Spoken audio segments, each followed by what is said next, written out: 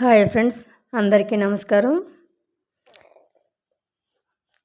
యశోధరాయణం అనే బుక్ ద్వారాగా మనము జ్ఞానాన్ని తీసుకుంటున్నాం కదా ఫ్రెండ్స్. అందులో భాగంగా మనము ఇప్పుడు మూడవది పరిత్యాగం.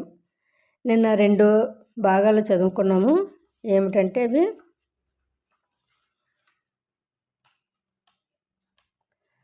ఒకటి మరణం అనివార్యం, రెండవది తత్వమసి. ఇప్పుడు మూడవది పరిత్యాగం. అయితే దీని గురించి ఏంటనేసి మనం తెలుసుకుందాం ఫ్రెండ్స్. సిద్ధార్థ సేవకుడైన చెన్న నేరుగా యశోధర ఏకాంత మందిరంలోకి వచ్చేసాడు. ఎన్నో సంవత్సరాల క్రితం ఆయన గుర్రంపై నుండి కింద పడినప్పటి నుంచి కూడా అతను కుంటుకుంటూ నడుస్తూ ఉంటాడు అన్నమాట. మళ్ళీ దానికి అతను అనుకుంటూ ఉంటాడు, నేను ఈ కుంటుకుంటూ నడుస్తాడు కదా, అప్పుడు అతను అంటూ ఉంటాడు ఎప్పుడు కూడా, నేను మినుకు మినుకుమంటూ వెలిగే తారలా నడుస్తాను అని అతను ఎప్పుడు కూడా చమత్కారంగా అంటూ ఉండేవాడు అన్నమాట. అయితే అప్పుడు అతని ముఖాన్ని చూడగానే ఆమెకి అర్థమైంది. ఎప్పుడు ఎంతో ఆత్మవిశ్వాసం, కారుణ్యం ఉట్టిపడే ముఖంలో ప్రస్తుతం గందరగోళం, నిస్తేజం నిండి ఉన్నాయి. అతని చేతిలో సిద్ధార్థ యొక్క ఖడ్గం ఉంది. అతన్ని చూసి ఆమె నిశ్చేష్టురాలయ్యింది. ఆశ్చర్యంగా చూసి అలాగా ఉండిపోయి తర్వాత కాసేపటికి తేరుకొని ఒడిలో ఉన్న పసిబిడ్డను వదిలి పట్టుకుంది. చిన్న కళ్ళల్లోకి లోతుగా చూసింది. అతను పొట్టిగా బలిష్టంగా ఉన్నప్పటికీ దాదాపు సిద్ధార్థ వయసు వాడే. సిద్ధార్థ సేవకుని యొక్క కొడుకు అన్నమాట ఆయన. అతను కూడా పెరిగి పెద్దవాడయ్యాక తండ్రి స్థానాన్నే భర్తీ చేసి యువరాజుకి సేవకుడుగా మారాడు. అతనికి సిద్ధార్థ అంటే వల్లమాలిన ప్రేమ. అందుకే సిద్ధార్థ వివాహం చేసుకునేంత వరకు కూడా అతను కూడా నేను కూడా వివాహం చేసుకోకుండానే ఉండిపోయాడు అన్నమాట. అతను ఎట్టి పరిస్థితుల్లోనూ తన భక్తి ప్రపత్తులను యువరాజుపై నుంచి ప్రక్కకు మరల్చడు ఎప్పుడు కూడా. అతని కూతుళ్ళు ఇద్దరి పట్ల కూడా సిద్ధార్థ, యశోధర కూడా ఎంతో వాత్సల్యం చూపుతూ ఉండేవారు. యశోధర గర్భం దాల్చిన విషయం రాహుల జననం చిన్న కుటుంబం అంతటినీ కూడా ఆనందంలో ముంచెత్తింది. భయవిహ్వరాలైన ఆమె కళను చూసి చెన్న ఒక్క మాట కూడా మాట్లాడలేకపోయాడు. దుఃఖంలోకి నెట్టివేసే మాటలు ఒక్కసారి వింటే ఎప్పటికీ మర్చిపోలేం కదా. మాట్లాడడానికి ప్రయత్నించినప్పటికీ గొంతు పిగిల్చుకొని మాటలు బయటికి రావట్లేదు. కళ్ళ వెంట ధారాపాతంగా కన్నీళ్లు కారుతున్నాయి అతనికి. కనుక అతను దగ్గరగా వెళ్ళి క్షవరం చేసిన సిద్ధార్థుడి యొక్క తల వెంట్రుకలను, అలాగే ఇంకా ఒక బంగారు కంఠాభరణాన్ని ఆమెకు అందించాడు. అవి చూసి ఆమె వెంటనే తన ఆలోచన అన్నమాట, ఆయన చనిపోయారా ఏంటి అని. లేదు లేదు అని చెప్పేసి అని మళ్ళీ అనుకొని, ఓ దేవుడా మరి ఏం జరిగి ఉంటుంది అని చెప్పేసి అని ఆమె ఇలాగ ఎన్నో ఆలోచనలు, ఏమై ఉంటుంది, ఎలా జరిగిందని చెప్పేసి అని తను ఆలోచిస్తుండగానే ఆమె ఎంతగానో బాధించే ఈ దుర్వార్తను అతను ఎలా చెప్తాడోనో. అతని కాళ్ళ క్రింద భూమి కంపించినట్లు అనిపించింది. ఇంకా ధైర్యం చేసి అతను చెప్పలేకపోతున్నాడు ఏమని, ఇలా బయటికి వెళ్ళిపోయిన సంగతి అనమాట. అప్పుడు చెప్తున్నాడు, ధైర్యం చేసుకొని క్షమించండి ఎవరని, నేను నిలబడలేకపోతున్నాను అని చెప్పేసి అనేసి మాట్లాడతాడు. అప్పుడు ఆమె ఆ కుంటి సేవకుడిని చేయి పట్టుకొని మెత్తని ఆసనం పైన కూర్చోవడానికి దారి చూపించింది. వెళ్ళి కూర్చోమని నెమ్మదిగా చెప్పిందన్నమాట ఆమె. ఇప్పుడు కూర్చున్న తర్వాత ఇప్పుడు చెప్పు అని చెప్పేసి యశోధర అడుగుతుంది. అప్పుడు తాను సిద్ధార్థ రాజ్యం పొలిమేర్ల వరకు గుర్రంపై వెళ్ళాక ఆయన క్రిందకు దిగి తన ఆభరణాలు, తల వెంట్రుకలను ఆమెకును తర్వాత ఖడ్గాన్ని తన తండ్రి అయిన శుద్ధోదన మహారాజుకు పంపించారని చెన్న చెప్పాడట. తను కొంచెం పొలిమేర్ల వరకు వెళ్ళిపోయిన తర్వాత తన యొక్క ఆభరణాలు, వెంట్రుకలు కూడా తన భార్య అయిన యశోధరకి ఇవ్వమని చెప్పి, అలాగే తన ఖడ్గాన్ని తన తండ్రికి ఇవ్వమని చెప్పేసి అని చెన్నతో చెప్పాడంట. సరిగ్గా అదే సమయంలో ఆ అరణ్యం గుండా ఒక సన్యాసి నడుచుకుంటూ రావడంతో తన రాజరిక దుస్తులను తీసి ఆ సన్యాసికి ఇచ్చివేసి అతను వేసుకున్నటువంటి పైనుంచి క్రింద వరకు వేలాడే సన్యాసి వస్త్రాన్ని ఆయన తీసుకొని నుంచి ఈ సిద్ధార్థుడు ధరించారని, ఆ తర్వాత సిద్ధార్థ ఆ వనంలోకి నడుచుకుంటూ వెళ్ళిపోయారని చెప్పారు. ఆయన చివరిసారిగా చెప్పిన మాటలు ఏమిటి అంటే, నా కోసం గాలించవద్దు, విశ్వాసం ఉంచండి, నేను మీ అందరి కోసం, మనందరి కోసం ముందుకు వెళ్తున్నాను అని చెప్పారంట ఆయన. ఈ మాటలు అంటున్నప్పుడు చెన్న ముఖంలో విస్మయం చోటు చేసుకుంది. ఆయన మనస్సు స్థిమితంగా లేదు అనిపించింది. లేదా ఏ శక్తులైనా ఆయనను ఆవహించాయేమో అనేసి అనిపించింది, అందులోనూ దుష్టశక్తులు. ఒక్కసారిగా యశోధర దాన్ని గ్రహించింది, పూర్తిగా గ్రహించింది. ఆయన మమ్మల్ని విడిచి వెళ్ళిపోయారు అని. తన శరీరంలోని రక్తం అంతా కూడా ఎవరో పీల్చేసినట్లుగా నిస్సత్తువుగా అనిపించింది. అమాయకంగా తన కళ్ళల్లో కళ్ళు పెట్టి చూస్తున్న పసిబిడ్డను చూసుకుని, ఈ బిడ్డ వల్ల ఇదంతా జరిగిందా? అందుకే సిద్ధార్థ, ఈ బాబుకి రాహుల అని నామకరణం చేశారా? రాహుల అంటే సంకెళ్ళు కదూ. తన దుఃఖాన్ని నేను అర్థం చేసుకోలేనని సిద్ధార్థ తప్పుగా భావించారా? ఆయన్ని చూస్తే ఆయన మార్గానికి అడ్డుపడతానని, వెళ్ళిపోవటానికి అనుమతించనని ఆయన ఇలా చేశారా? ఇంకెలా ఎన్నో ఆలోచనలు ఆమెలోని ఇలా పెరిగెడుతూ ఉన్నాయి. ఇంతటి అఘాతము ఆమెను నిలువెల్లా కంపింపచేసింది. కాళ్ళ క్రింద భూమి పాతాళంలో కూరుకుపోయినట్టు అనిపించింది. తన ప్రేమ ద్వారం మూసుకుపోయింది. ఊపిరి ఆగిపోయేలా అనిపిస్తుంటే అప్పుడు గట్టిగా గొంతు చీల్చుకొని అరిసింది, ఆయన మమ్మల్ని విడిచి వెళ్ళిపోయారు అని. ఇక 4వ పాయింట్, అవలోకనం. మిగతా బౌద్ధ భిక్షునులు నేను కూడా యశోదను అనుభవించిన బాధాకరమైన గతాన్ని ఎప్పుడూ విని ఉండలేదు కనుక నిశ్శబ్దంగా కూర్చొని ప్రతి పదాన్ని కూడా అర్థం చేసుకొని దాని తాలూకా భావాన్ని పూర్తిగా ఆలకిస్తూ ఉన్నాం మేము. ఇప్పుడు మళ్ళీ చెప్తున్నారు ఆమె, ఇప్పుడు వెనుకకు తిరిగి చూసుకుంటే నేను ఇక్కడి నుంచి వెళ్ళలేను, అలాగని ఆయనను అనుసరించను లేను. మా బిడ్డను ఎన్నటికీ కూడా విడిచిపెట్టలేను. అది ఊహకు కూడా అందని విషయం. అన్నింట్లోకి అత్యంత విచారకరమైన మరియు భయంకరమైన విషయం ఏమిటి అంటే, ఆయన మా ఇద్దరి వైవాహిక జీవిత పరమార్థానికి సంబంధించిన ఆధ్యాత్మిక కోణాన్ని, ఉమ్మడిగా మేము సాధన చేసిన ఆత్మ విచారణను పూర్తిగా మూసివేశారు, శాశ్వతంగా నిలిపివేశారు. ప్రస్తుతం నేను ఏకాకిని అంటూ యశోదర మళ్ళీ కొనసాగించింది. ఆ హరితవనంలోని కొవ్వొత్తు కాంతితో ఆమె అనుభవించిన ఒంటరితనపు లోతులు, ఆ హరితవనంలోని కొవ్వొత్తు కాంతిలో ఆమె అనుభవించిన ఒంటరితనపు లోతులు, ఎన్నో సంవత్సరాలు అగాధంలో కూరుకుపోయినటువంటి భావనలు ఆ ముఖంలో ప్రస్ఫుటంగా కనిపించాయి. ఊపిరిని లోతుగా పీల్చుకొని నెమ్మదిగా వదిలిపెడుతూ ఆ నరకం నుంచి బయటపడి తిరిగి మళ్ళీ చెప్పసాగింది. ఆ భయంకరమైన శోకం నన్ను అంధకార బంధురమైన అగాధంలోకి నెట్టివేసిన మా పసిబిడ్డ కోసం కొత్త జీవితాన్ని ఆనందంగా తీర్చిదిద్దటం కోసం ప్రయత్నించాను. అందరి జీవితాల్లోనూ దుఃఖం అనేది ఉంది. అయితే ప్రతి ఒక్కరి జీవితంలోనూ కూడా ఏదో ఒకసారి దుఃఖం పరాకాష్ఠకు చేరుకొని మన తలుపు తడుతుంది. అదే పరిపక్వమైన క్షణం. ఆమె ఆగి తన నల్లని ఒత్తైన వెంట్రుకలను సుతారంగా పక్కకు నెట్టింది. దాంతో అవి మళ్ళీ తన ముఖాన్ని కమ్మివేశాయి. కనుక ప్రియమిత్రులారా, పరిపక్వమైన పరిస్థితులు ఏమిటో మనం తెలుసుకోవాలి. ఆమె కళ్ళు నిశ్చలంగా వరుసగా మా అందరినీ తదేకంగా లోతుల్లోకి ఆర్తిగా చూస్తుంటే ప్రేమైక భావన మమ్మల్ని నింపివేసింది. పరిపక్వమైన పరిస్థితుల్లోనే ఈ సాధారణమైన మార్గం అసాధారణమైన శక్తితో మన జీవితాలను దివ్య జ్ఞానప్రకాశం వైపుకు మరల్చుతుంది. ఇక 5వ పాయింట్, ఆదరణ. ఎప్పుడైతే యశోదర పెద్ద పెట్టుని ఏడ్చిందో అప్పుడు అక్కడున్న వాళ్ళంతా కూడా దాన్ని విన్నారు. ఆమె గుండెల్లో నుంచి పెళ్ళిబెక్కిన ఆ శోకం రాజభవనంలోని జంతువులన్నింటినీ కూడా తాకింది.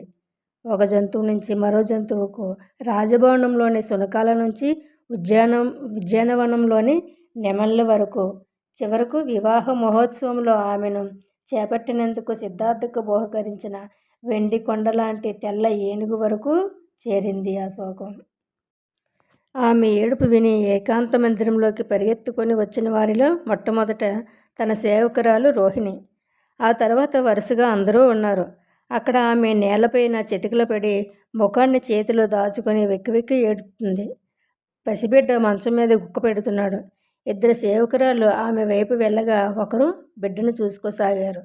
వాళ్ళు ఆమెను ఓదార్చడానికి ప్రయత్నిస్తూ ఉంటే ఆమె వాళ్ళను నెట్టివేస్తుంది. ఎవరో వెళ్ళి మహారాణి ప్రజాపతిని తీసుకువచ్చారు. ప్రజాపతిని చూడగానే యశోదర దుఃఖం రెట్టింపు అయ్యింది.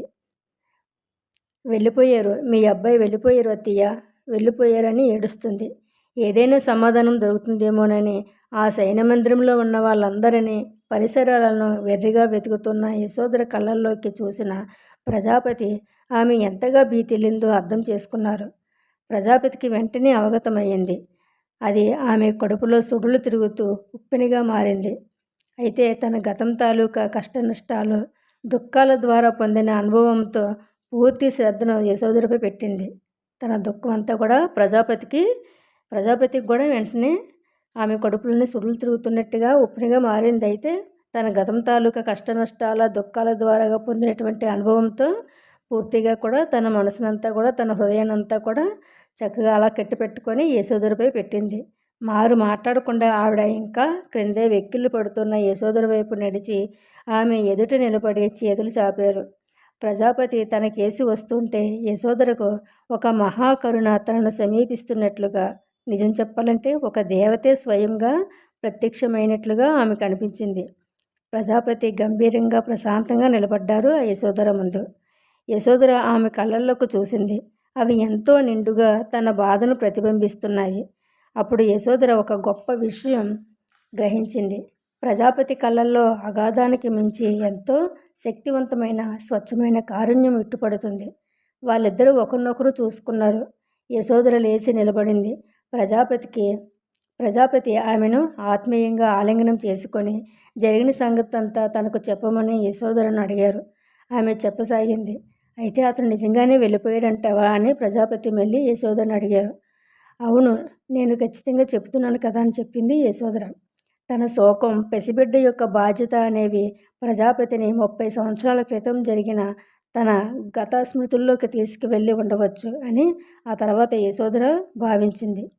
ప్రజాపతి యొక్క ప్రియమైన సోదరి మహామాయాదేవి సిద్ధార్థునికి జన్మనిచ్చి తనువు చాలించింది. అప్పటి నుంచి ప్రజాపతి ఆ శిశువును తన చేతుల్లోకి తీసుకొని సొంత బిడ్డలా పెంచి పెద్ద చేసింది. మృత్యు శోకాన్ని తలుచుకొని నిరాశను, పసిపిల్లాన్ని పెంచటంలో జీవితం పట్ల ఆశావహ దృక్పథాన్ని ఏకకాలంలో గుర్తు చేసుకుంది. ఇప్పుడు యశోధరను ఈ ఘోర విపత్కర పరిస్థితుల్లో చూడటంతో ఆ చేదు జ్ఞాపకాలన్నీ కూడా ముప్పిరిగొన్నాయి. వీటన్నింటినీ మించి తాను స్వయంగా పెంచిన బిడ్డ సిద్ధార్థను కోల్పోవటం అనేది హృదయాన్ని కలిచివేస్తుంది. అయితే యశోధరను చేతుల్లోకి తీసుకొని హత్తుకున్నప్పుడు తన శరీరం అంతా ఏమాత్రం అదుపు చేయలేనట్లుగా కంపించడం గమనించి, ఇంతవరకు తన హృదయపూర్వకమైన వేటిని కూడా ఎప్పుడూ కోల్పోని రాకుమారి, ముఖ్యంగా ప్రేమ కోసం ఏనాడూ శోకించని యశోధరను చూసి ప్రజాపతి తెలుసుకున్నది ఏమిటి అంటే, ప్రస్తుతం తాను ఈ బంగారు తల్లిని ఆదరించి తనపై తనకు పూర్తి భరోసాను ఇవ్వాలి అని.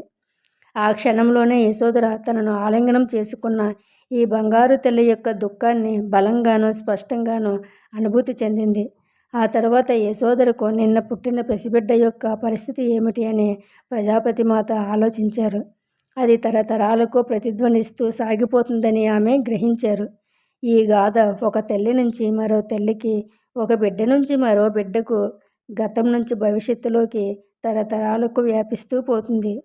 చలువరాతి లాంటి బలమైన స్పష్టమైన క్షణం ఆవిష్కరించబడింది. గతం గతః, వర్తమానమే బహుమానం. ఈ ప్రస్తుత మధుర క్షణం ఎంతో గొప్పది. ఇలా రా అమ్మా అంటూ యశోధర అంటూ లాలనగా నా కళ్ళల్లోకి చూడు అంటూ ఉంటే ఇద్దరి కళ్ళు కలుసుకొని ఒక్క క్షణం చూపులు నిలిచిపోయాయి. యశోధర కళ్ళు మూసుకుంది. ప్రజాపతి అందరినీ బయటికి పంపించి వేశారు. ఆ స్త్రీమూర్తులిద్దరూ శిశువు దగ్గర చేరుకొని అంతా కలిసి అదే మంచంపై పడుకున్నారు. కాసేపటికి యశోధర మెల్లి కుమిలిపోవటం మొదలుపెట్టింది. వెక్కిళ్ళు పడుతూ ఏడుస్తూనే ఉంది. మనం ఎంతసేపు అలా పడుకుండిపోయామో నాకు తెలియలేదు అంటుంది యశోధర. ప్రజాపతి మాత దేహం సుకుమారంగా ఉంది. ఆమె ఇంకా కళ్ళు మూసుకొని ప్రశాంతంగా పడుకునే ఉంది. నా వెక్కిళ్ళు ఆగాక నేను ప్రజాపతి మాత గుండెలపై నుంచి నా తలను తీసి లేచి కూర్చున్నాను. యశోధర ఆమె చుట్టూ కూర్చొని ఉన్న మమ్మల్నే చూస్తూ చెప్పసాగింది. అయితే నా వెక్కిళ్ళు ఆగిపోయి ఆవిడ నుంచి పక్కకు జరిగి లేచి కూర్చొని మళ్ళీ ఆమె కళ్ళలోకి చూస్తున్నాను. ఆమె దృష్టి సునిశితంగానూ స్థిరంగానూ ఉంది. తన చేతులు ఇంకా నన్ను చుట్టే ఉన్నాయి. ఆ తర్వాత జాగ్రత్తగా ఆమె నాతో ఈ శక్తివంతమైన మాటలు పలికారు. అతను దుఃఖానికి మూలం కనుక్కోవటానికి మనల్ని విడిచి తనదైన మార్గంలో వెళ్ళిపోయాడు. నువ్వు దాన్ని ఇక్కడే ఉండి సాధించాలి. ఇప్పుడు మేమంతా నీకు తోడుగా ఉంటాం. ఈ క్షణంలో దీన్ని నమ్మటం అసాధ్యంగానే అనిపిస్తుంది. కానీ నువ్వు వినాలి. నేను ఒక మార్గం కనుగొన్నాను. వాళ్ళు ఒక మార్గం కనుక్కున్నారు. మరి నువ్వు నీ మార్గాన్ని కనుక్కోవాలి. సిద్ధార్థకు నా అవసరం ఎలా ఉండేదో అలాగే ఇప్పుడు నీ బిడ్డకు నీ అవసరం ఉంది. నీ కోసం ఒక మార్గం తెరుచుకుంది. నువ్వు మాతో కలిసి ఆ మార్గంలో ప్రయాణించు. ఇది ఎప్పటికీ ఉండిపోయే వారి కోసం. ఒకరితో ఒకరు ప్రేమను పంచుకునే వారి కోసం ఏర్పరిచిన మార్గం. అందరికీ తెలిసిన దుఃఖాన్నే నువ్వు ఇప్పుడు సిద్ధార్థునిలా తొలిసారిగా రుచి చూస్తున్నావు. ప్రజాపతి మాత ఎంతో అనునయపూర్వకంగా ఓదార్చిన తర్వాత నాలో సిద్ధార్థ స్వరం వినపడి ప్రతి వ్యక్తి కూడా తాను ప్రేమించే వారి అనారోగ్యాన్ని, వృద్ధాప్యాన్ని, మరణాన్ని, వారి లోటును తప్పకుండా అనుభవించవలసి వస్తుందని చెప్పటం నేను స్వయంగా అంతరం నుంచి గ్రహించాను. ఆయన ఉనికిని అనుభూతి చెందాను. ఆయన ద్వారా ఈ పరమ సత్యాన్ని గ్రహించాను అని చెప్పింది. అప్పుడే ప్రజాపతి మాత నా సేవకురాలైన రోహిణితో యువరాణిని అనుక్షణం కనిపెట్టుకొని ఉండమని ఆ అమ్మాయికి చెప్పు అని ఆదేశించారు. ఇక 6వది విముక్తి. యశోధర మాట్లాడటం ఆపగానే నేను ఆమె ముఖంలోకి చూశాను. ఒక్క క్షణం ఆమె చూపులు నా చూపుల్లో చిక్కుకున్నాయి. నాతో సహా ఈ హరితవనంలో ఉన్న బౌద్ధ భిక్షునుల ఆలకించే సమూహం అందరిలో కూడా ఎన్నో సంవత్సరాల క్రితం యశోధర అనుభవించిన వేదనలను మరోసారి మాతో కలిసి పొందిందేమో అన్న సహానుభూతి కలిగింది. ప్రజాపతి మాత యొక్క దయాద్రమైన ఉనికి, ఆమె మాటలు దివ్య తరంగాల్లా మాలోకి కూడా చేరుకున్నాయి. నేను దుఃఖంలో ఉన్నప్పుడు నా దగ్గరకు వస్తున్న ప్రజాపతి మాతలో దుఃఖం, కరుణ రెండూ ఏ విధంగా ఉత్పన్నమయ్యాయో మొట్టమొదటి చూపులోనే గ్రహించగలిగాను నేను. శిష్యుడు సిద్ధంగా ఉన్నప్పుడే గురువు ప్రత్యక్షం అవుతాడు అన్నట్లు దుఃఖసాగరంలో మునిగిపోయినప్పుడే కరుణ, అంతర్దృష్టి, అనుభూతి చెందుతాం. జీవితం అంతా నేర్చుకున్న జ్ఞానం ఆ ప్రత్యేకమైన క్షణంలో మన వెన్నంటి నిలుస్తుంది. అలా సరైన సృజనాత్మకమైన ప్రతిస్పందన వెల్లివిరుస్తుంది. కొన్నిసార్లు అది మనం ఎప్పుడు ఎరగనిది కూడా అయి ఉంటుంది. ఆ క్షణంలో అత్యంత ఆవశ్యకమైన సరైన చర్యను చేయటానికి తగినంత ప్రేమ, కరుణాపూరిత శక్తులు పెళ్ళిబుగుతాయి. ఇది వరకు ఎన్నడూ లేని విధంగా అది సరైన బాంధవ్యాల ద్వారా మనల్ని ముంచెత్తుతుంది. మన చుట్టూ ఉన్న వారందరితో కలిసి మన దుఃఖాన్ని ధీటుగా ఎదుర్కోవడానికి కావలసినంత శక్తి అంతర్జ్ఞాన రూపంలో మన నుంచి వెలువలా వస్తుంది. యశోధర మా వైపు చూసి చిరునవ్వు నవ్వుతూ సుపరిచితమైన మంత్రాన్ని వెలివేస్తుంది. గుర్రాన్ని రథం అనుసరించినట్లే దుఃఖాన్ని కరుణ అనుసరిస్తుంది అని. దుఃఖాన్ని పొందిన వారిలో ఆశయం కూడా చిగురుస్తాయి. సత్య మార్గం దొరుకుతుంది. అన్నింటినీ చెవి చూసిన తర్వాత కూడా చిరునవ్వుతో ఉండేవారిని దుఃఖం మరో ద్వారమైన ఆనందం వైపుకు చేరుస్తుంది. ఇది సనాతనమైన నిత్య నూతనమైన నియమం. ఏం చెప్తున్నారు ఆవిడ? గుర్రాన్ని రథం ఎలా అయితే అనుసరించినట్లే దుఃఖాన్ని కూడా కరుణ అనేది అనుసరిస్తుంది అని. ఎప్పుడైతే ఎవరినైతే దుఃఖం పొందుతుందో వాళ్ళలో ఆశయం కూడా చిగురుస్తాయి. సత్య మార్గం దొరుకుతుంది అని చెప్తున్నారు ఆమె. అన్నింటినీ చెవి చూసిన తర్వాత కూడా చిరునవ్వుతో ఎప్పుడైతే ఎవరైతే ఉంటారో వాళ్ళకి మరో ద్వారమైన ఆనందం వైపు చేరుస్తుంది అని, ఇదే సనాతనమైన నిత్య నూతనమైన నియమం అని చెప్తున్నారు ఆమె. ఆమె ప్రజాపతి మాత వైపు తిరిగి పాలిపోయిన చెంపలను సుతారంగా నిమిరింది. ఆవిడ కళ్ళు తెరిచి చూసి సన్నని చిరునవ్వు నవ్వారు. అందులో కృతజ్ఞత తొణికిసలాడుతుంది. ఇప్పుడు యశోధర మా వైపు మళ్ళీ తిరిగి చూసి మాతో కాసేపు మౌనంగా గడిపింది. ఆ చిక్కని చీకట్లో వెదురు పొదల నిశ్శబ్దంలో గుడ్లగోబుల, నెమళ్ళు, జింకలు, పులుల స్వరాలు అప్పుడప్పుడు వినిపిస్తూ ఉన్నాయి. ఆ ప్రశాంత స్థితిలో యశోధర స్వరం వినిపిస్తుంది మళ్ళీ.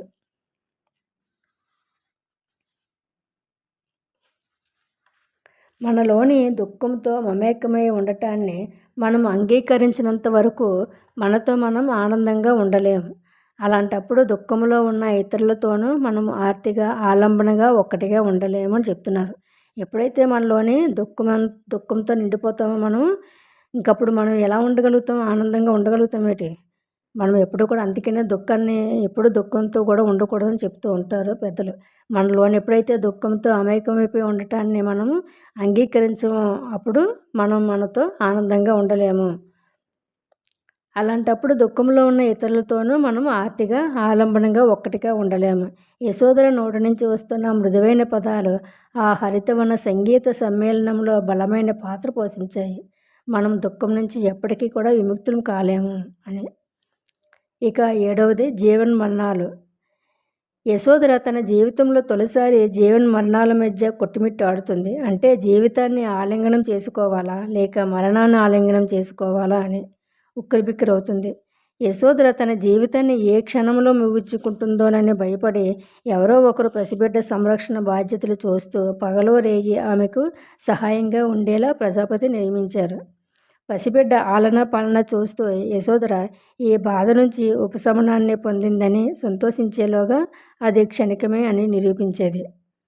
కారు చీకటి లాంటి భయం, అనుమానం, వేదన, కసి, అస్థిమితం మొదలైన భావనలన్నీ కూడా తన జీవితం అంతా కూడా అనుభవించిన మధురమైన జ్ఞాపకాలని భర్తీ చేసేశాయి. దారుణమైన అవమానాన్ని ఎదుర్కొన్నాను అని ఆమె అనుకుంది. తన మర్యాద, గౌరవం, గర్వం అన్నీ మంటగలిసిపోయాయి. తన చుట్టూ ఉన్న వారందరి ముఖాల్లోనూ యశోధర ఒక్కటే ప్రశ్న కనిపించేది. అసలు ఇదంతా ఎలా సంభవించింది? పదే పదే ఇవే ప్రేలాపనలు బుర్రలో వెర్రెక్కించేవి. ఆయన ఎలా చేయగలిగారు? ఆయన నాకు, నా బిడ్డకు ఇలాంటి పరిస్థితి ఎందుకు కలిగించారు? నేను అర్థం చేసుకోగలుగుతున్నానా? ధైర్యంగా లేనా? ప్రతిరోజు అవే ప్రశ్నలు చెన్నను అడుగుతూ ఉండేది. ఇదంతా ముందుగా వేసుకున్న ప్రణాళిక ప్రకారం జరిగిందా? ఆయన ఎలా వెళ్ళిపోవటం గురించి ఎప్పుడైనా నీతో చెప్పేవారా అని చెప్పేసి అడుగుతూ ఉండేది ఆ చెన్నాని. అతను చెప్తూ ఉండేవాడు, లేదమ్మా అని చెప్పేసి. అడవిలో నుంచి అప్పుడు బయటకు వచ్చిన సన్యాసి ఆయనకు అదివరకే తెలుసా? లేక అనుకోకుండా అలా జరిగిందా? ఇలా ఇంకెన్నో ఆలోచనలు మాట తనకి. చూస్తుంటే అనుకోకుండా వచ్చినట్లే అనిపించింది అని చెప్పాడు అతను. అయితే నువ్వు ఖచ్చితంగా చెప్పలేనంటావు. లేదు, చెప్పలేనని చెప్పాడు చెన్న. అంటే ఆయన తన పథకం ప్రకారం చేశారన్నమాట అని చెప్పేసి మళ్ళీ యశోధర అనుకుంటూ ఉంటుంది. ఎప్పుడూ లేని విధంగా విచిత్రమైన, భయంకరమైన ఆలోచనలు ఉప్పురుగొనేవి. ఎప్పటికప్పుడే ఎప్పుడూ లేనటువంటి విచిత్రమైన, భయంకరమైన ఆలోచనలు వస్తూ ఉండేవి ఆమెకి. అవి మరిన్ని సందేహాలకు తావిస్తూ ఎప్పుడు, ఎందుకు ఆయన తండ్రిగా ఉండటం అనేది భరించలేకపోయారా? లేక నన్ను తల్లిగా చూసి భరించలేకపోయారా? ఇంకెలాగమాట అతను తండ్రి అయ్యాడని భరించలేకపోతున్నారా? లేదంటే నేను తల్లినయ్యానని చెప్పేసి అతను భరించలేకపోయారా? ఇప్పుడు ఆయన తనకంటూ ఒక వంశాంకురాన్ని అందించి హాయిగా వెళ్ళిపోయారా? అంటే ఆయన ఇన్నాళ్ళు ఈ అవకాశం కోసమే ఎదురు చూస్తున్నారా లేదా? మరి ఆయన నాతో చెప్పినవన్నీ నిజాలు కావా? అబద్ధాలా? ఇంతకీ నాకు అసలు సిద్ధార్థ్ అంటే ఎవరో తెలుసా? ఇంకెలాగమాట ఆమెకి ఎన్ని అంటే ఆమె ఎదుట ఇలాంటి ప్రశ్నల వర్షాన్ని తట్టుకొని నిలబడటం చెన్నా వంటి బలమైన వ్యక్తికి కూడా ఎంతో కష్టంగా ఉండేది. ఇంక ఇవన్నీ కూడా అతను చెన్నాని ఇంకెలా ప్రశ్నిస్తూ ఉండేది మాట, ఇలాంటి ప్రశ్నలన్నీ. అయితే ఏ ప్రశ్నకు సమాధానం ఉండేది కాదు. నాకు సమాధానం ఇవ్వు అని చెప్పేసి అనేసి మళ్ళీ చెప్తూ ఉండేది అతన్ని. మౌనం. అతను ఏం చెప్తాడు ఇంక ఇలాంటి ప్రశ్నలకి అన్నిటికీ. ఆయన నా ముఖం వైపున తలుపు వేసేశారు. నాకు అర్థం కావట్లేదు కాబట్టి నాకు సమాధానం ఇవ్వు పెంకిగా అరిచింది. చెన్న కోపం నసాలని కంటింది. ఆయన నా ముఖం పైన కూడా తలుపు వేసేశారని గిర్రన వెనుదిరిగి వెళ్ళిపోయాడు.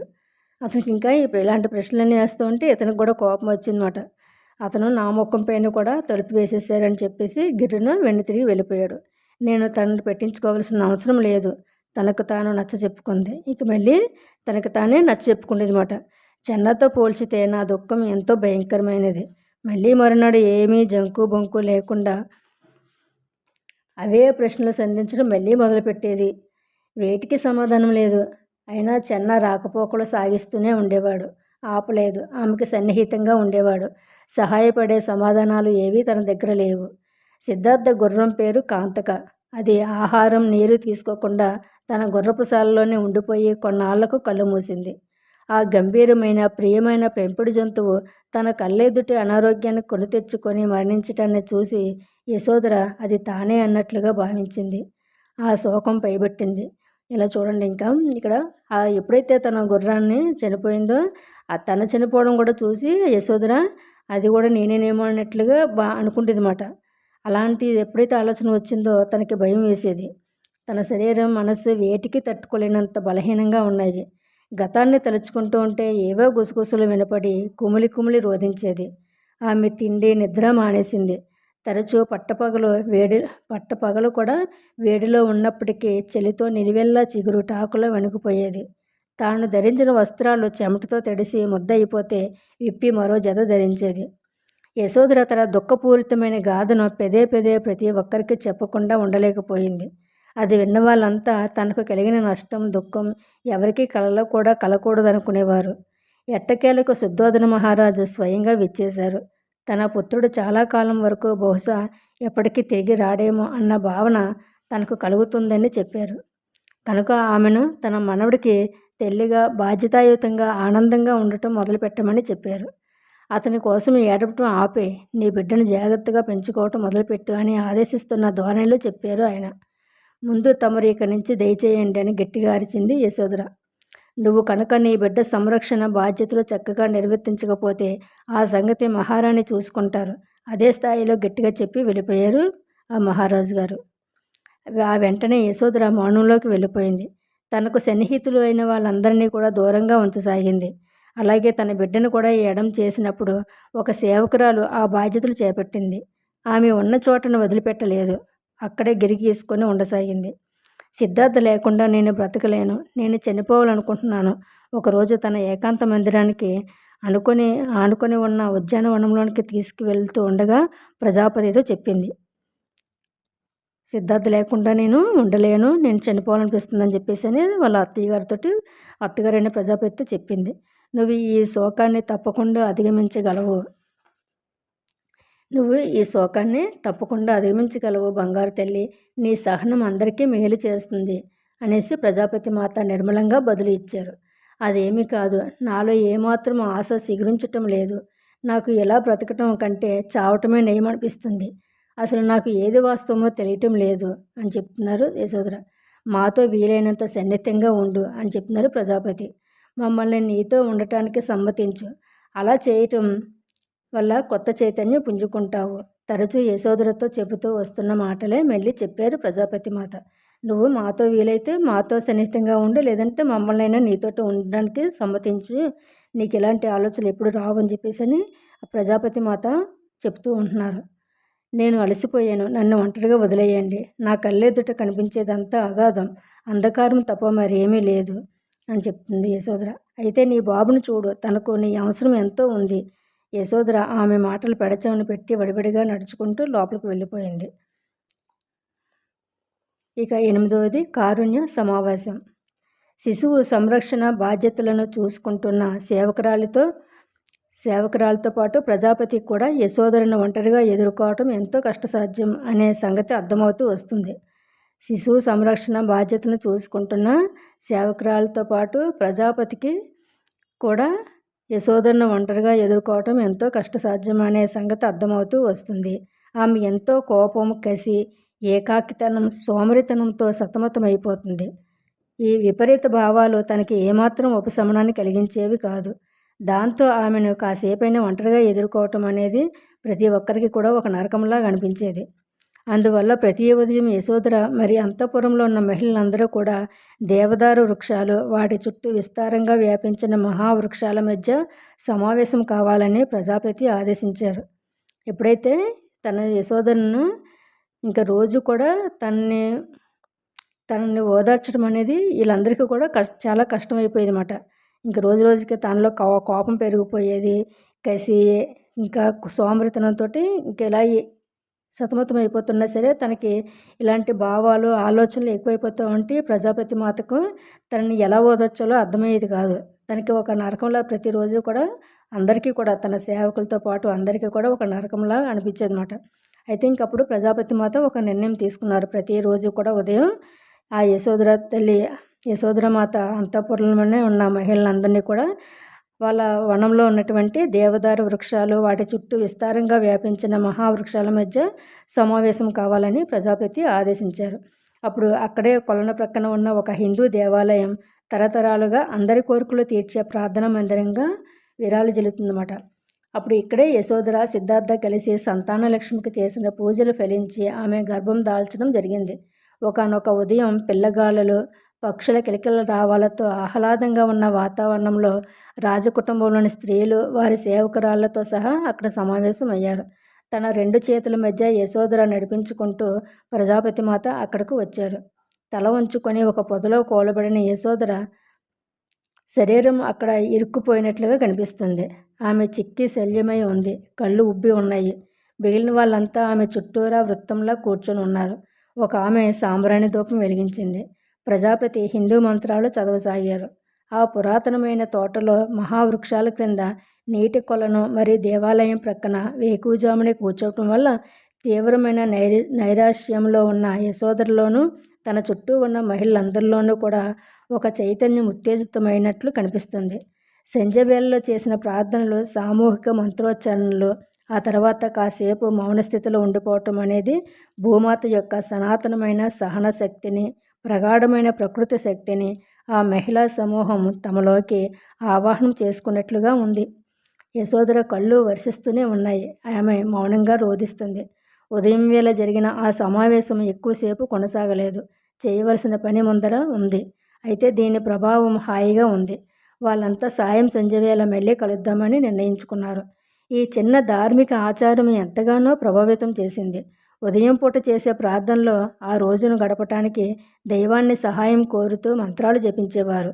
సాయంత్రం పూట చేసే ప్రార్థనలో ఆ రోజును గడపటానికి సహాయపడినందుకు దైవానికి కృతజ్ఞతలు తెలిపేవారన్నమాట. ఇలాగా ఆమెకంతా కూడాను ఉదయం పూట ఏంటంటే ఈ రోజంతా కూడా చక్కగా ప్రశాంతంగా గడిచిపోవాలని చెప్పేసి అని కోరుకుంటూ మంత్రాలు చేసి తర్వాత ఆ సాయంకాలం అంత ప్రశాంతమైన వాతావరణం ఇచ్చినందుకు మళ్ళీ కృతజ్ఞతలు తెలిపేవారన్నమాట.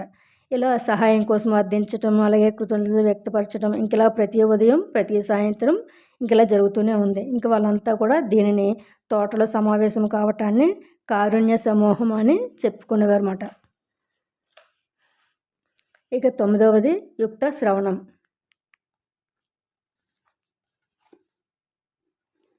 సహాయం కోసం అర్థించటం, కృతజ్ఞతలు వ్యక్తపరచటం, అడగడం, ఇవ్వటం, సహాయం, కృతజ్ఞతలు.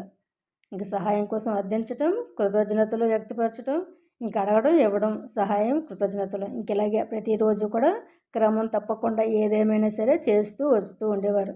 చివరికి ఒకానొక రోజు యశోదర తన బాధను వెల్లడించడం మొదలుపెట్టింది. ఆమె ఆపలేదు. ఇంకా పదే పదే చెప్పసాగింది. ఇంకా మొదట ఎంతో శ్రద్ధతో సావధానంగా విన్నారు అందరూ. కానీ ఆ తర్వాత నుంచి అదే పనిగా పదే పదే చెబుతూ ఉంటే వినేవారందరికీ కూడా విసుగెత్తడం మొదలయ్యింది. మాట్లాడటం మాత్రమే కాకుండా వినటం కూడా యశోదర అలవాటు చేసుకోవాలని ప్రజాపతి వెంటనే ఆలకించారు. ఇతరులను చక్కగా ఆలకించాలి, లోతుగా ఆలకించాలి. ఈ విషయం యశోదరకు అర్థమయ్యేలా చెప్పాలని భావించారు ప్రజాపతి. అప్పుడు ప్రజాపతి చెప్తున్నారన్నమాట యశోదరి, బంగారు, నీ మనస్సు అంతా బాధతో నిండిపోయి ఉంది. అదే సుడులు తిరుగుతుంది. అది అంతు లేకుండా ఉంది. అందులోనే తలమునకలైపోయి ఉన్నావు నీవు. ఇలా ఎందులోనైనా మునిగిపోవటం వల్ల జీవితాన్ని ఉన్నదున్నట్లుగా స్వీకరించలేవు. మరి దీనికి పరిష్కారం ఏమిటి అంటే మన చుట్టూ ఉన్న వారితో చక్కని సంబంధ బాంధవ్యాలు కొనసాగించటం. నాకు అది ఎలా సాధ్యమవుతుంది ఇప్పుడు అని చెప్తుంది యశోదర. వాళ్లకు నేను ఇంకేం చెప్పగలను? నాలాగా వాళ్ళేమీ బహిరంగంగా లోకమంతా చూసేలా ఘోరమైన అవమానాన్ని పొందలేదు కదా. నా దుఃఖం వాళ్ళందరికన్నా తీవ్రమైనది అని చెప్తుంది యశోదర. అలా నువ్వు చూస్తున్నావు. నీ దృక్కోణం అలా ఉంది. మేమంతా, ముఖ్యంగా వయసు మళ్ళిన మాలాంటి వాళ్ళంతా ఎన్నో అనుభవించాము. తెలుసుకుంటే నువ్వు ఆశ్చర్యపోతావు. అవమానమా? ఇంతకన్నా దరిద్రపు పరిస్థితులు మేమంతా ఎదుర్కొన్నాము. కానీ నాకు వాళ్ళందరితో ఏం మాట్లాడాలో తెలియదు. ఏం చేయను అంటుంది యశోదర. నీకు వాళ్ళందరికీ సహాయపడాలని ఉందా అనేసి అంటుంది ప్రజాపతి. అవును అంది యశోదర. అయితే ఊరికే ఉండు, కానీ ఊరికే ఉండాలా అని చెప్పేసి అంటుందంటే, ఇప్పుడు నేను ఏం చేయట్లేదు కదా, ఊరికే కదా ఉన్నాను. ఇది నన్ను కదురుగా ఉండనివ్వటం లేదు చెప్తున్నమాట. అయితే నువ్వు ఊరికనే ఉండు అలాగని చెప్పేసి ప్రజాపతి అంటే, నేను ఊరికే ఉండాలా అని చెప్పేసానని, ఇప్పుడు నేనైతే మాత్రం ఏం చేస్తున్నాను, ఊరికనే కదా ఉంటున్నాను. ఇదేమి నన్ను కుదురుగా ఉండనివ్వట్లేదు అంటే తనలో ఉన్న బాధ కుదురుగా ఉండనివ్వట్లేదు అని చెప్తుందన్నమాట. ఆగు, నన్ను చెప్పనివ్వు ముందని చెప్పారు ప్రజాపతి. వాళ్ళిద్దరూ ఒకరినొకరు చూసుకున్నారు. యశోదరకు రోజులోనే కసితో, మొండితనంతో, దురుసుగా మాట్లాడకుండా ఇక నుంచి తాను కాస్త మౌనం వహించి చూడాలనిపించింది. యశోదరకు రోజులోనే కసితో, మొండితనంతో, దుడుసుగా మాట్లాడకుండా ఇక నుంచి తాను కాస్త మౌనం వహించి చూడాలనిపించింది. సరే అలాగే అని చెప్పింది యశోదర. ఇప్పుడు నువ్వు చేస్తున్నట్లుగానే రోజు చేయటం అలవాటు చేసుకో. ఈ రోజులో కాసేపు మౌనంగా ఉండమని చెప్పిందన్నమాట ప్రజాపతి. ఇలాగే ఎలా ఉన్నావో అలాగే రోజు కూడా ఉండడం అలవాటు చేసుకో అని చెప్పింది. ఏమిటదంటే వినటం, కేవలం వినటం. ఇప్పుడు ఏంటంటే ప్రజాపతి చెప్పారు కదా, నువ్వు కాస్త మౌనంగా ఉండడం నేర్చుకొని చెప్పేసి అని. అలాగే ఏదైతే విన్నదో అలాగే కేవలం వినటం మాత్రమే నేర్చుకోమని చెప్తుందన్నమాట. మధ్య మధ్యలో జోక్యం చేసుకోవద్దు, వింటూ ఉండు. అవతల వ్యక్తులు ఏదైతే చెప్తూ ఉంటారో అవన్నీ కూడా వింటూ ఉండు అని చెప్తున్నారు. అవతల వ్యక్తి ఏం చెబుతున్నారో, ఏమనుకుంటున్నారో, ఎలా అనుభూతి చెందుతున్నారో అవన్నీ కూడా సావధానంగా ఆలకించు. నువ్వు కల్పించుకొని ఏమీ చెయ్యక్కర్లేదు. నువ్వు ఇలా చేయగలవా? ఎదుటివారు చెప్పేది స్వీకరించడానికి నీ మనసును మౌనంగా ఉంచగలవా అని చెప్పేసి ప్రజాపతి అడుగుతున్నారు. ఏమో నాకు తెలియదు అని చెప్తుంది యశోధర. ఒకసారి ప్రయత్నించి చూడకూడదు అనేసి చెప్తున్నారు ప్రజాపతి. తనను ఇలా చిన్నపిల్లలా చేసి మాట్లాడటం ఉక్రోషం తెప్పించిన గత్యంతం లేక యశోధర ఒప్పుకుంది. సరే అలాగే చేస్తానని చెప్పి అన్నదన్నమాట. ఆ తర్వాత నుంచి మహిళా సమావేశాలలో ప్రతి ఒక్కరూ తమ జీవిత గాథలను, దైనందిన జీవిత పాఠాలను సమూహంలోని అందరితో పంచుకోవటం మొదలుపెట్టారు. ఇంకా ఎప్పుడైతే ముందుగా యశోధరకి చెప్పారు కదా ప్రజాపతి, సరే అలా చేస్తానని చెప్పేసి అన్నదంటే ఎవరైతే వాళ్ళందరూ కూడా తనతో ఉన్నటువంటి మిగతా మహిళలందరూ కూడా వాళ్ళ గాథలను చెప్పుకుంటూ ఉంటారన్నమాట. వాళ్ళు ఏదైతే చెప్తారో అదంతా వినమని చెప్పారు కదా. ఇంకా తర్వాత నుంచి మహిళా సమావేశం ఏర్పాటైనప్పుడు అందరూ కూడా ఉదయం సాయంకాలం వేళ కలుసుకుంటూ ఉంటారు కదా. అలాంటప్పుడు మిగతా వాళ్ళందరూ కూడా ఒక్కొక్కరు వచ్చి తమ తమ జీవిత గాథలను, తన దైనందిన జీవిత పాఠాలను సమూహంలోనూ అందరితో పంచుకోవడం మొదలుపెట్టారు. మాట్లాడే సమయం, మౌనంగా ఆలకించే సమయం అనేది ఆ సమూహపు ప్రత్యేక లయ విన్యాసంగా మారిపోయింది. అనుదినం వాళ్ళ ఆచారంగా రూపుదాల్చింది. జ్ఞానం, కరుణ రోజురోజుకి పెంపొందసాగాయి. యశోధర నవ్వుతూ మాతో చెప్పసాగింది. మా సమూహాన్ని నేను ఎప్పటి నుంచి పవిత్రమైనదిగా చూడటం మొదలుపెట్టానో అప్పటి నుంచి మా అందరిలోనూ ప్రేమ, కరుణ కారుచిచ్చులో వ్యాపింపసాగాయి. అది మా మనస్సులో ఉన్న కలుపు మొక్కలన్నింటినీ కూడా కాల్చివేసింది.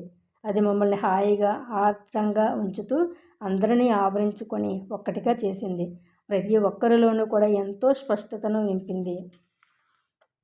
ఇకపై వేర్వేరు అనే భావన లేకుండా ప్రతి ఒక్కరూ కూడా పూర్ణత్వంలో భాగమేనని ఆ అగ్ని నుంచి వచ్చే కాంతి ప్రకాశింపజేసింది. ఆ తర్వాత కొంతకాలానికి ఎప్పుడో స్పష్టంగా చెప్పలేను కానీ నేను ఆ వృత్తం మధ్యలో కూర్చోవటం మానేశాను. ఆ వృత్తంలో భాగంగా నేను ఒక చోట కూర్చోవటం మొదలుపెట్టాను. ప్రతి ఒక్కరూ నా వైపు తిరగటం కాకుండా అందరూ వృత్తంలోనే అందరినీ చూసేలా కూర్చోసాగాను. అలా అందరినీ చూడటానికి సమావేశంలో పాల్గొనటం మొదలుపెట్టాను. ఆ క్షణంలోనే అలా చూడటంలోనే నేను కోలుకోవటం మొదలుపెట్టాను అని చెప్పుకోవచ్చు. యశోధర మరోసారి ప్రజాపతిని చూసి తిరిగి మాట్లాడసాగింది. అనూహ్యమైనది, మరి అత్యంత విలువైనది ఏదో సృష్టించబడుతుందని ప్రజాపతి మాతకు అవగతమైందని నాతో చెప్పారు. ఆవిడ మేము సమావేశమైన వృత్తాన్ని భూమి నీళ్లు కలిసి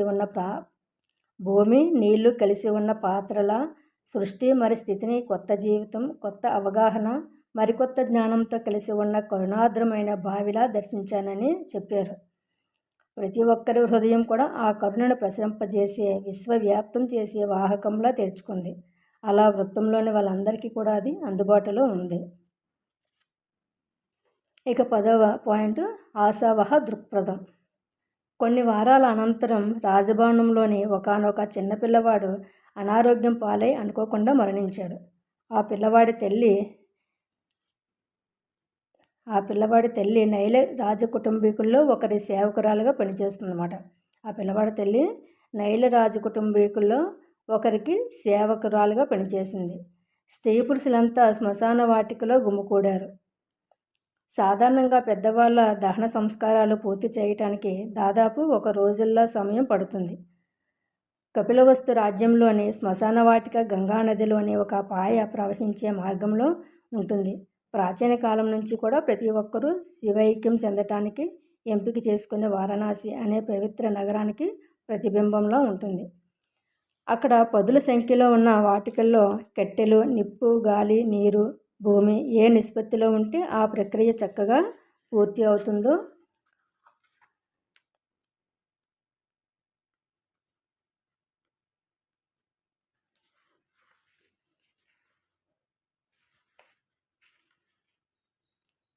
అక్కడ పదుల సంఖ్యలో ఉన్న వాటికల్లో కట్టెలు, నిప్పు, గాలి, నీరు, భూమి ఇలా పంచభూతాలు కూడా ఏ నిష్పత్తులు అయితే ఉంటాయో ఆ ప్రక్రియ చక్కగా పూర్తి అవుతుందో సులభంగా అంచనా వేసి అనుభవజ్ఞులైన కాపరులు తమ పని నిర్వేదంగా పూర్తి చేస్తారు. కేవలం కొన్ని కట్టెలపైనే చిన్న వస్త్రంలో చుట్టిన దేహం అన్నీ చిన్నవే. ముక్కుపచ్చలారకుండా మరణించటం, దహనం చేయటం అన్నీ కూడా అంతా దయనీయమైన దారుణమైన పరిస్థితి.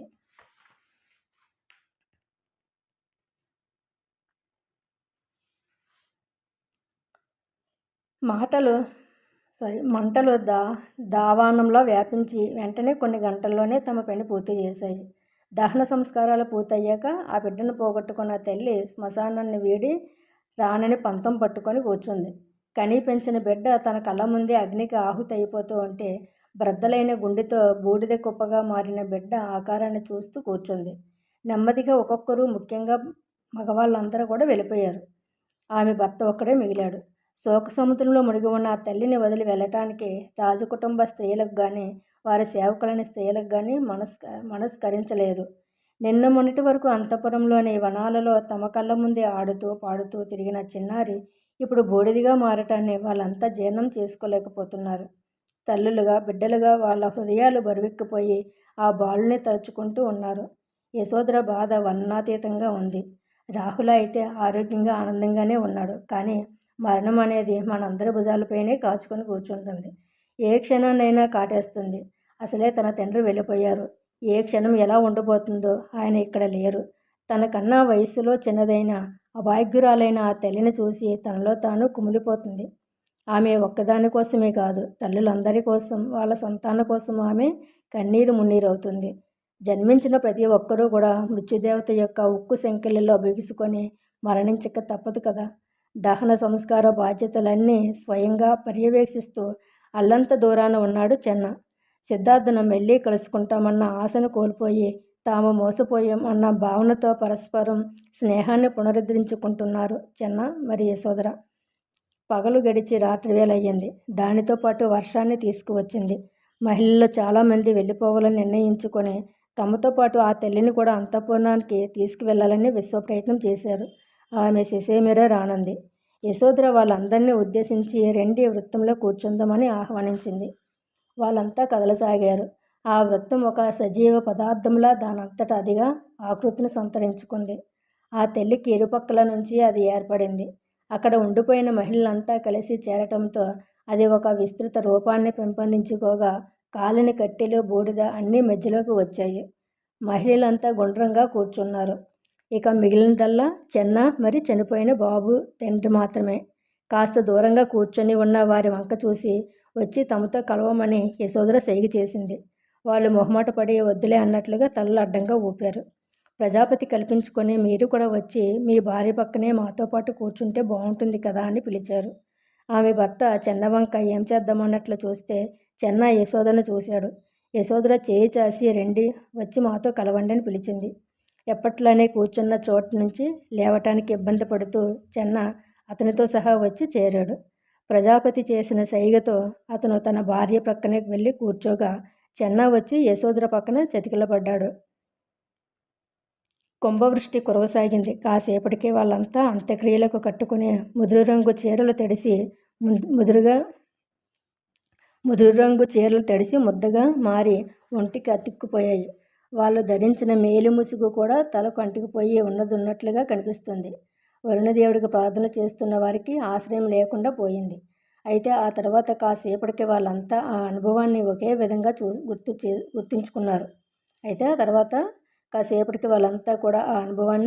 ఒకే విధంగా గుర్తుంచుకున్నారు. అదేమిటంటే భీతావహమైన నిరాశాజనకమైన వర్షం కాకుండా వసంతంలో కురిసే తేలికైన ఆశాజనకమైన వర్షం పడింది అని. ఆ వచ్చిన వర్షాన్ని ఈ విధంగా వాళ్ళు మనసులోని ప్రార్థన చేసుకున్నారన్నమాట.